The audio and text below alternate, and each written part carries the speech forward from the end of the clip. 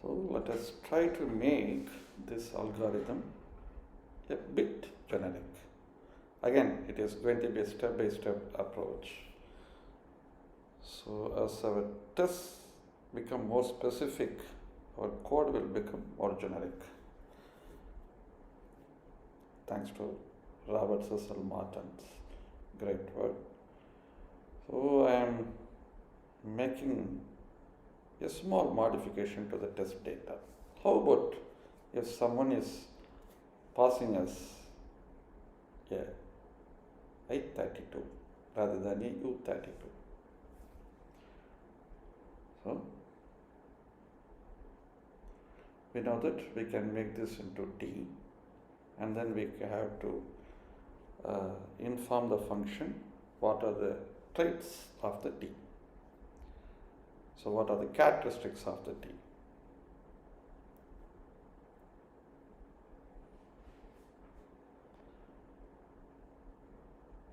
And let us make that place at position method also to accept a generic rather than a U32. And now we will have our interesting things. So we cannot do a straight comparison of two generics. So let us use STD, CMP ordering for this, so that the total ordering, that's what the trait is all about, it will help us to do the comparison operation. So it is again an assumption we are making here that the values that what we are passing should implement an interface, or it should be comparable, or it should have a trait called as ordering. So the next is, whenever we are putting equals, that is an indication that it is a copy. We are trying to do a bitwise copy from the right hand side to the left hand side. So slice 0, so that's what the Rust is thinking, that the slice 0 implements a copy trait, but unfortunately it is not the case. So what we can do is, we can pass a reference to that, but another way of doing that is we can again make the trait to, the function to accept a copyable trait also. So that will reduce the number of places we have to make changes. So let us add one more trait. So this is again another assumption. Whenever we are adding one more trait to that function, we are adding more assumptions to that. So now this inbound data should be comparable, and it should be copyable or clonable. Okay, so this applies good for I32 and U32. Let's test that. But how about for others, in case if we have a data that does not implement these interfaces or these traits?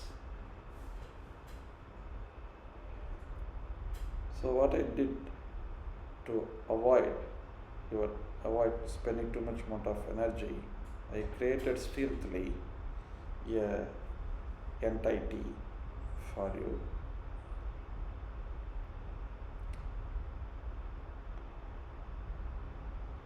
So let us make this test to pass before we jump to reduce assumptions.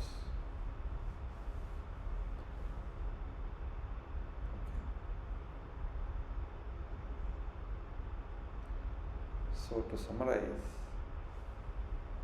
what we have is, we have made this insertion sort to accept a slice of type T that implements the trait, ordering, and a copy. And if we want to print this, then let us add one more trait. It should be std fmt dot debug.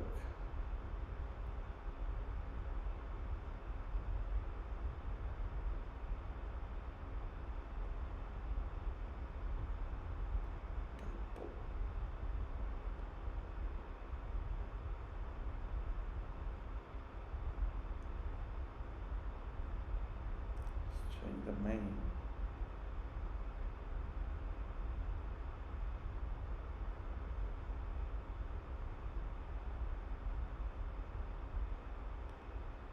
Fine. With lot of assumptions, we have made this to give us a expected result.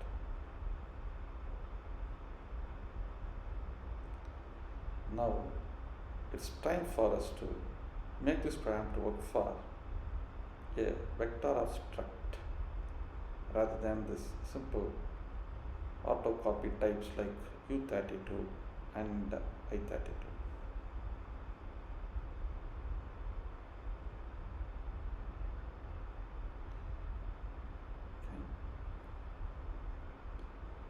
So the equals operation is the one that is facilitated by the default copyable trait.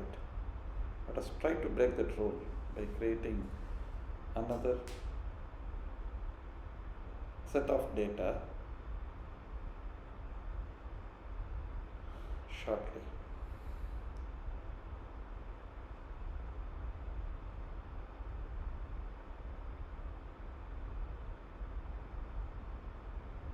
So now I have pre-created a set of data, and that is available in the provider.rs to avoid your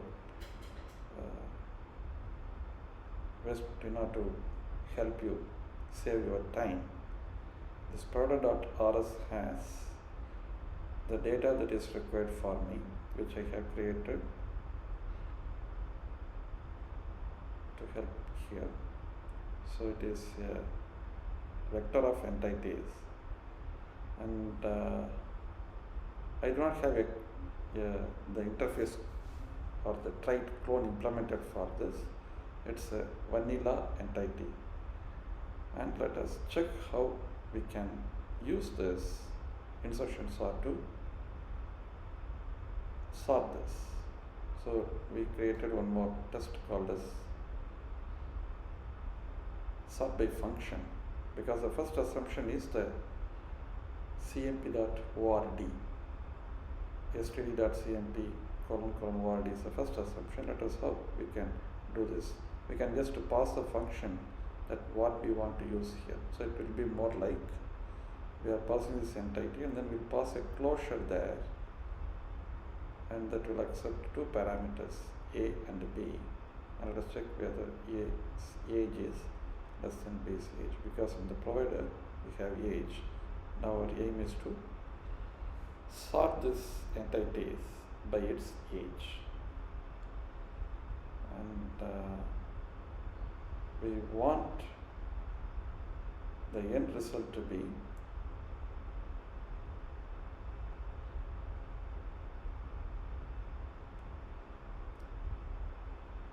in the increasing order of its age, 10, 12, etc. Let us get that from the map, and then we will collect it. So once it is sorted properly, then the resultant vector of ages should be of this order.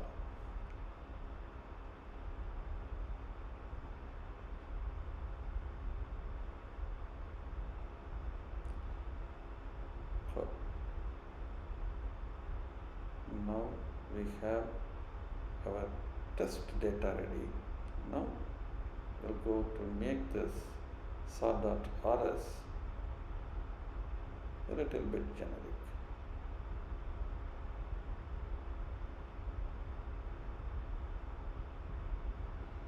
Let's keep the sort.rs, that what we had already in one on the left hand side, so that you can compare how we are evolving the code. So now we are having this sort by function, which is going to be an enhancement to the previous function. What is that?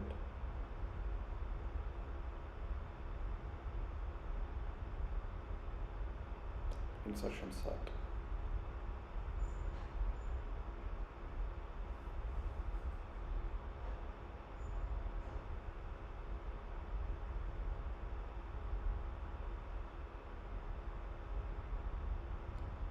us get the function here,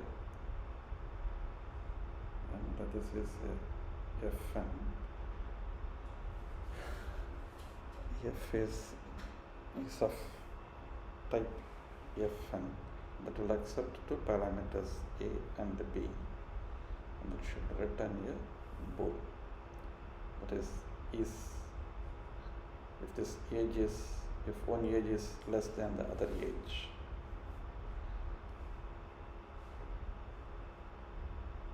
And let's make this as t.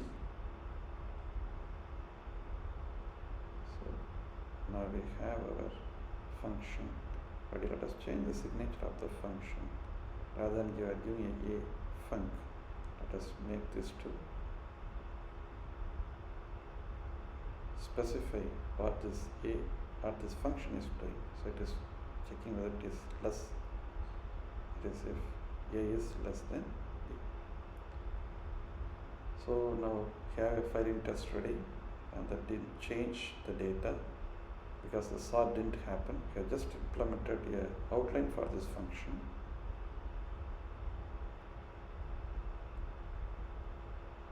Okay.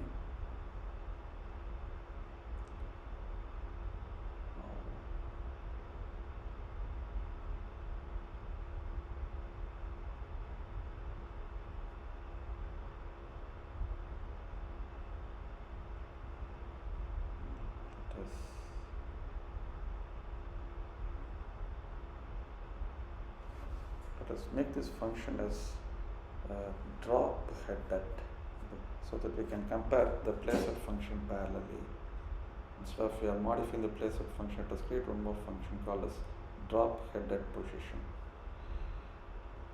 So this drop headed position will be structurally, logically it is going to be the same as place headed position. So you can see how this algorithm or the program is, design of the program is getting evolved by having this side by side.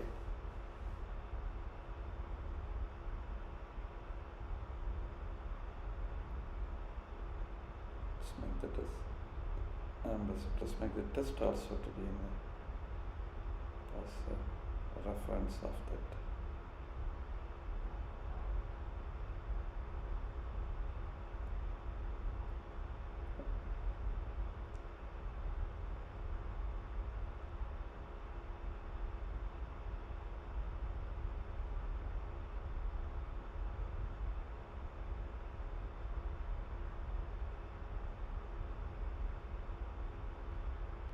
Let us progressively modify the code of drop headed position.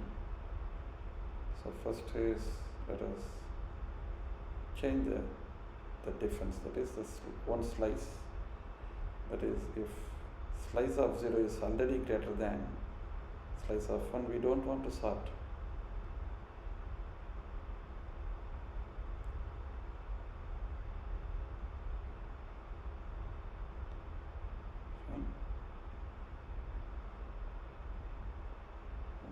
Second is, let's keep the ln as it is, and the head is going to create a problem because it is not a copy slice, so we cannot use the equals operator. Equals operator is already told this will be twice copy, so we will, there is a clone. Otherwise, what we'll do is that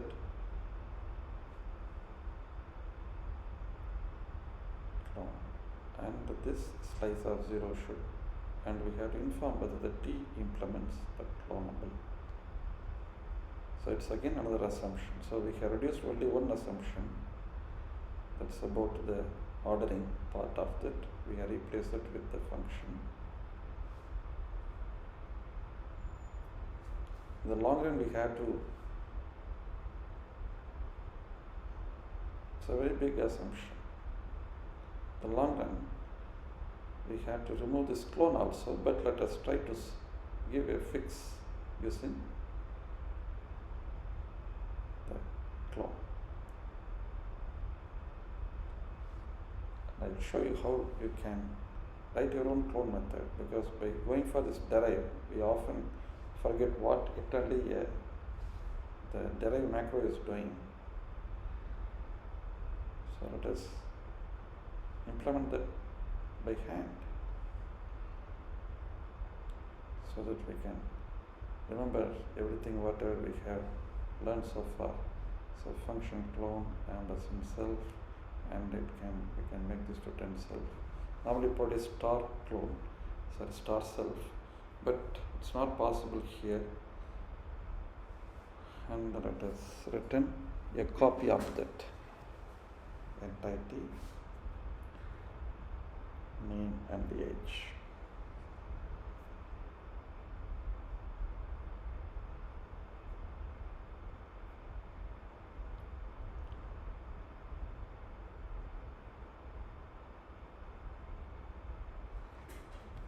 Big assumptions.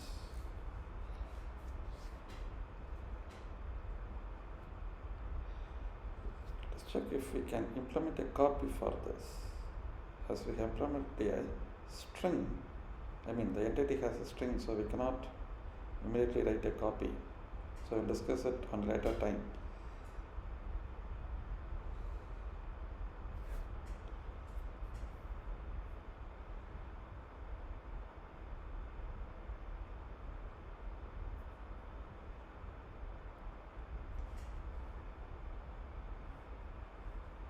Again, we have to clone this. Let us mindlessly clone every places wherever we are using.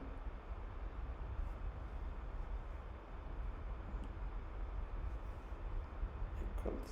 So let us use the isLess function here, and let us use it in the opposite way. If not isLess of the slice at index under the head.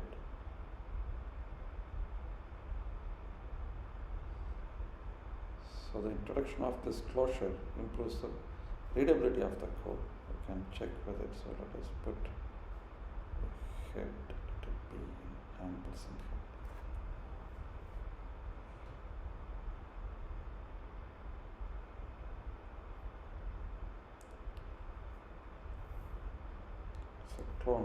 Clone everywhere. So we have cloned the thing each and every time we are moving this to the left hand side. And we know that that is not an efficient solution, but anyway, let us check whether it is really working.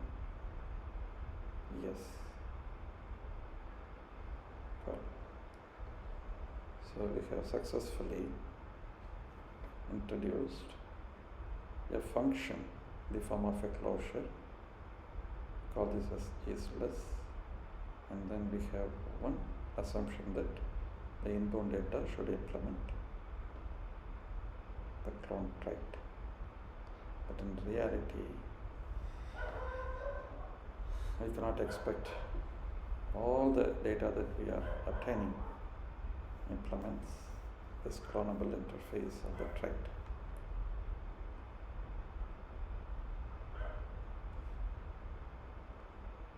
And let us discuss on another occasion why we cannot implement a copy trait.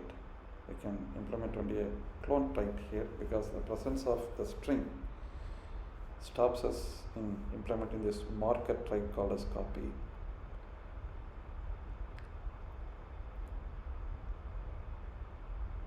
So there is no change to this code except for the isLess.